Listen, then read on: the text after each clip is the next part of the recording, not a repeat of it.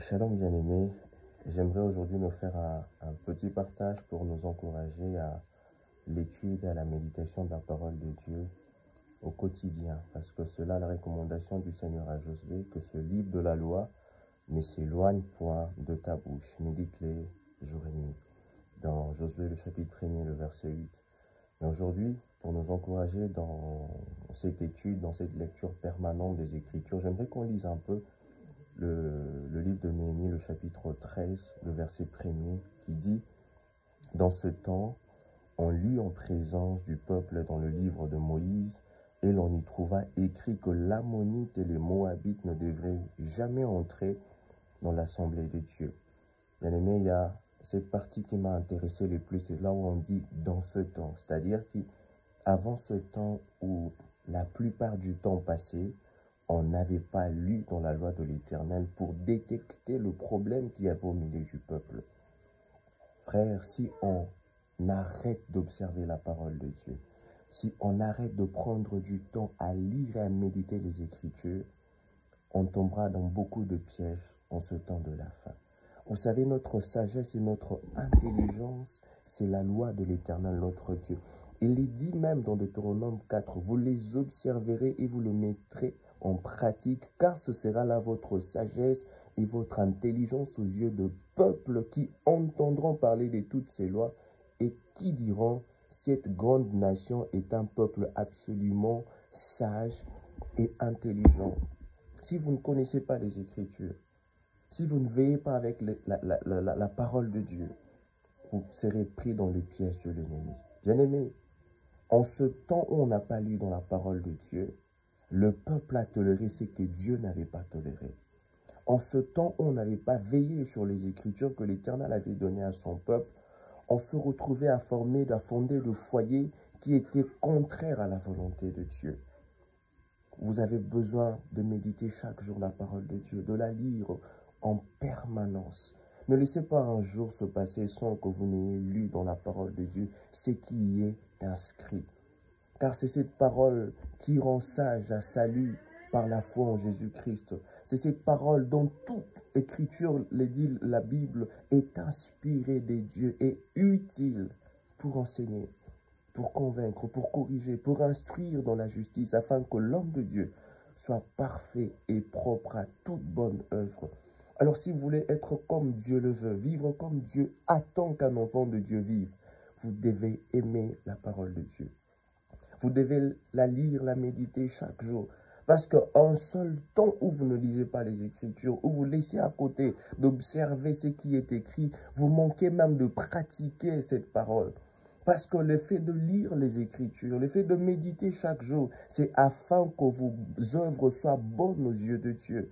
Dieu a préparé des bonnes œuvres pour ses enfants. Nous devons les accomplir. Mais comment vous serez capable de les accomplir si vous ne le connaissez pas? Comment serez-vous capable d'accomplir ce que l'Éternel a inscrit dans sa volonté si vous ne connaissez pas cette volonté-là? Même le Seigneur, quand il venait sur la terre, il dit dans le rouleau du livre, il est écrit sur moi, il s'agit de moi. Il ne vient pas comme quelqu'un qui simplement je viens sauver le monde. C'est d'abord écrit dans le rouleau du livre. C'est d'abord inscrit là. Il connaît sa mission selon que le prophète et la loi ont parlé de lui. Le Seigneur a une mission à faire, à accomplir avec vous. Il a des desseins à accomplir avec vous. Mais c'est sur base de sa parole. C'est sur base de sa parole que vous allez accomplir cela parfaitement. Le Seigneur a une manière de voir ses enfants marcher. Il a des valeurs, il a des principes de vie qui sont inscrits dans sa parole. Si vous la lisez, si vous la méditez chaque jour, si vous ne vous éloignez point de cela, il n'arrivera pas dans votre vie ce temps où quand on vient lire dans la parole de Dieu, dans Néhémie 13, on se rend compte qu'on a déjà commis ce qu'il ne fallait pas commettre. Imaginez-vous les conséquences qui allaient s'en suivre. Il y a un père qui devait se séparer désormais avec son épouse. Pourquoi? Parce qu'il n'avait pas lu dans la parole de Dieu. Car les conséquences sont réelles quand on ne lit pas dans les Écritures. Oh, Dieu tient à ce que l'on vive selon cette parole au quotidien. Et les conséquences sont réelles quand on ne dit pas selon cette parole. Ce n'est pas parce qu'on n'avait pas lu que les conséquences étaient effacées. Non, frère. Ce n'est pas parce qu'on n'avait pas lu que les châtiments de Dieu n'avaient pas commencé. Oh non. Non. Au temps du roi Josias, on est en train de nous faire voir que quand on amène le livre auprès du roi, le roi lit, il déchire ses vêtements, il envoie consulter la prophétesse Hulda. La prophétesse, en parlant au roi, il fait savoir au roi que la colère de Dieu avait déjà commencé à frapper. Ce n'est pas parce que tu ne connaissais pas la loi, tu n'avais plus lu la loi depuis longtemps, en te compromettant, Dieu dit, je mets une pause parce qu'il n'a pas lu la loi. Non, l'Éternel frappera parce qu'on n'a pas observé. Il n'attendra pas quand je prends maintenant conscience d'observer. Il dit, tu as pris conscience, tu as lu, maintenant je commence à t'observer. La parole a déjà été annoncée une fois pour toutes à tous. Et le Seigneur veut qu'une chose, que l'on puisse chaque jour, nuit et jour, vivre d'après sa parole. Marcher d'après sa parole. Alors s'il nous plaît, prenons cette parole au sérieux. Donnons-nous du temps avec Dieu dans la parole, autant qu'on peut donner dans la prière. On attend autant de Dieu, donnons aussi à Dieu le temps de travailler nos vies, de nous façonner, de nous transformer au travers de sa parole. C'est là le moyen pour nous de veiller, car nous savons dans quel temps nous sommes. Ce n'est pas le temps de dormir, ce n'est pas le temps d'être surpris par les événements, ce n'est pas le temps d'attendre que le monde nous dise une sagesse. On a notre sagesse, on a notre intelligence. Notre manière de faire et de marcher se trouve là dans les Écritures. Alors bien aimés, s'il nous plaît, lisons les Écritures. Serrons-les sur nos reins, même sur nos fronts, que la parole soit là, qu'on réfléchisse d'après la parole, qu'on agisse d'après la parole, que l'on parle d'après la parole, que l'on vive d'après la parole de Dieu.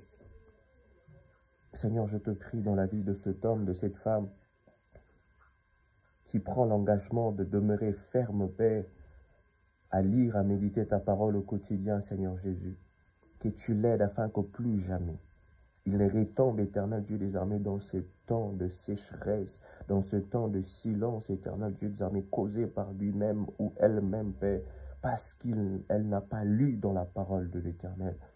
Je te prie, éternel, et je te demande, s'il te plaît, Papa, que ta colère, éternel Dieu des armées, se retire de quelqu'un qui a vécu, éternel, pendant un temps sans observer ta parole et qui a commis des actes, éternels, qu'il ne fallait pas. Aujourd'hui qu'il revient à toi, reprends-les, éternel, recueille-les dans ta miséricorde et tes compassions sans fin, Père, et rétablis-les pour la gloire de ton nom, au nom de Jésus. Que ta parole demeure dans nos cœurs et dans nos vies, Père, au nom de Jésus.